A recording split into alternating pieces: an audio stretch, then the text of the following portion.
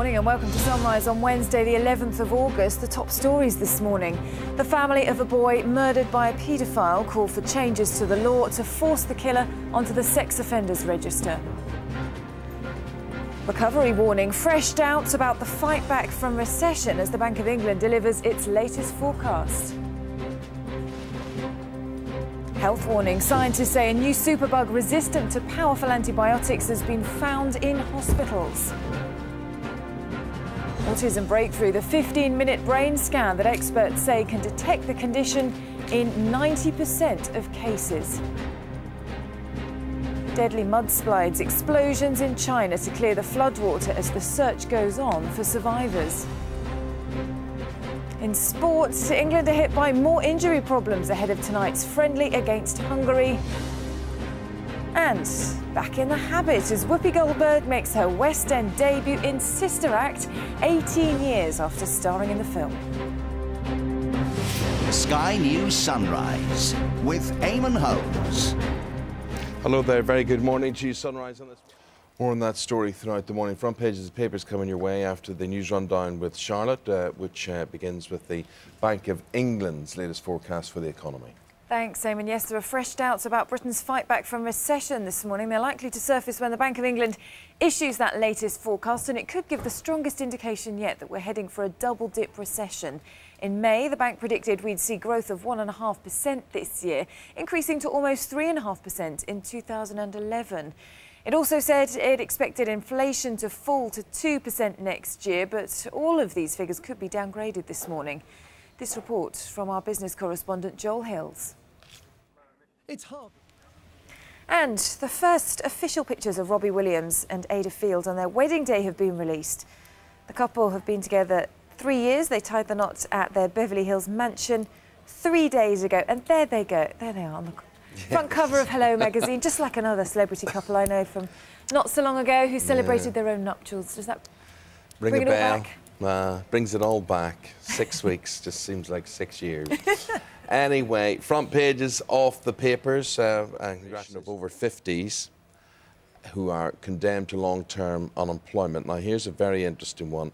Lady Gaga is pictured. Her antics have been criticised by music boss Mike Stock. Remember, he was behind Kylie Minogue and Jason Donovan, Stock Aitken Waterman.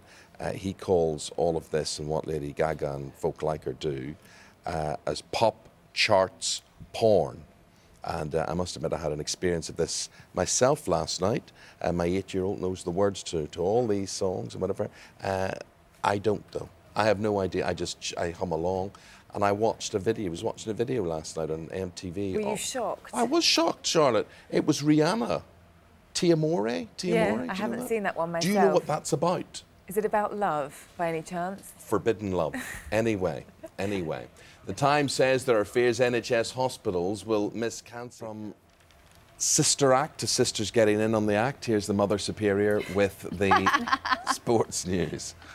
Yeah, some days I'd like to be a nun, actually. World Football's governing body, FIFA, have said they'll debate the issue of goal line technology in October. Tonight, Fabio Capello's... Thanks, Jackie. The weather picture today, what way is it shaping up, Lucy? Well, it's a little disappointing, isn't it? I mean, Why we all got drenched yesterday. It's a British holidays. summer. Well, we wouldn't know we're working so hard. Exactly, you're better off indoors than out over the next few days. Further showers today, some of them heavy and prolonged across the north, but it's not all bad. An improvement across the south. And as to what you have to say, an email has flooded in. Here's Charlotte with it.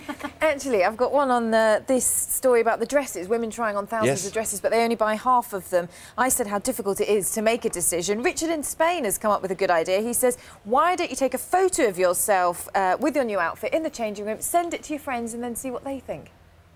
Sounds a bit pervy to me, actually, personally. Works a treat. Is that right? Yeah, I send it to my friends. Oh, I'll give you my number later. Try that one. Try that one again. Thank you. We'll take a break. We're back all the top stories of the morning right after this. Don't go away.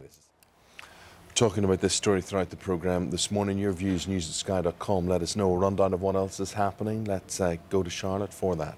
Thanks, Eamon. Fresh doubts this morning about Britain's economic fight back. They're likely to surface when the Bank of England issues its latest forecast.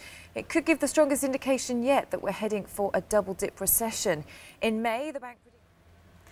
The first official pictures of Robbie Williams and Ida Field on their wedding day have been released, and the couple have been together 3 years. They tied the knot at their Beverly Hills mansion 3 days ago. 60 people were invited to the party, including their 8 dogs who were bridesmaids.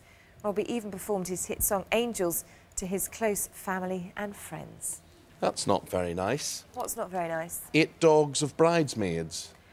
Yes, I'd quite like to see the picture of that. It's a nice idea. I'm not into sort of dressing up dogs in outfits, though. Oh, the real dogs. Oh, I thought you were talking about... Oh, terrible. I'm sure that's not the Now, case. do you see that tourism thing about issuing advice on how to treat foreigners? Who are they issuing that advice to? Well, people here. People who work in service industries. I guess anybody who's going to be welcoming tourists need to know. Imagine if you winked at someone from Hong Kong and you didn't know that you were being really offensive. Well, welcome to our world. Yes. I mean, you wouldn't wink in Hong Kong, maybe, but if you're here, when in Rome, do what the Romans do, Get as yourself they in say. all sorts of trouble, though. Yeah, no, I don't agree. What a lot of nonsense. And we'll be talking to somebody about this nonsense at 20 to 9 this morning from some tourism chief who's going to be talking about these official guidelines. But I know it does insult New Zealanders to think that they're Australians. Yeah. But then how are we to know? No, but It all people should sounds make the an same. effort, though. There are Should you? differences, and rather than just assuming that everyone's Australian. Oh, Charlotte, life's Sorry. too busy. Goodness me. Anyway, let us know what you think. At 20 to 9, tune in for that one. Hello, this is Sky News Sunrise on a Wednesday morning. David Davis with your newspapers very shortly. That's coming up in about 5 minutes' time. Good seeing you. Leading the news, the family of a 7-year-old. That's a shocking story, and in just over half an hour's time, I'm going to be speaking to one of the detectives involved in that case 19 years ago. David Davis with your papers, after Charlotte with a rundown of what else has happened. Thanks, Eamon. Fresh doubts about Britain's fight back from recession are likely to surface this morning when the Bank of England issues its latest forecast. It could give the strongest indication yet that we're heading for a double-dip recession. In May, the first official pictures of Robbie Williams and Ida Field on their wedding day have been released. The couple have been together 3 years. They tied the knot at their Beverly Hills mansion 3 days ago. 60 people were invited to the party, including their 8 dogs who were bridesmaids. And Robbie even performed his hit song Angels to his close family and friends. Ah. Isn't that lovely? Isn't that lovely? Would that have you in tears? Well, I think that's quite moving that he could sing his own song, and also nice that they could involve their pets as well. Lovely. Would the dogs have sang along? That's the question. Very good. It looks like it was a lovely day. Here's David Davis with your newspapers today. And David, I was talking to the union chief for the prison officers about 20 minutes ago, and they're worried about cuts in prisons. Now, the Justice Secretary, Kenneth Clarke, it looks like that's what he wants. It's a way of saving money. He's all on about this, about, you know, oh, you can't send people to prison, they only reoffend, all this thing that they talk about. But he's had a challenger here. Well, this, I think, is one of the more fascinating dilemmas that this government at a time of cuts has got over the prison population. And you've got the old bruiser, Ken Clarke, wading in there. I mean, last week, he reminded people that almost double the prison population exists today as did when he was Home Secretary back in 1992. But he thinks, politicians think the public will say, oh, that's terrible. The public say, good, let's double it again. They want more people locked up. How far do you go? When does that end? When you get all the bad guys off the streets, doesn't it? When does that happen? Well, you'll find out when your crime figures go down. Let me say, so you'll have prison ships. I mean, you cannot just go on and on and on, building more and more prisons. I think a lot of people would disagree, but however... So you would just go on and on building? I think that the appetite is for locking people up and punishing people.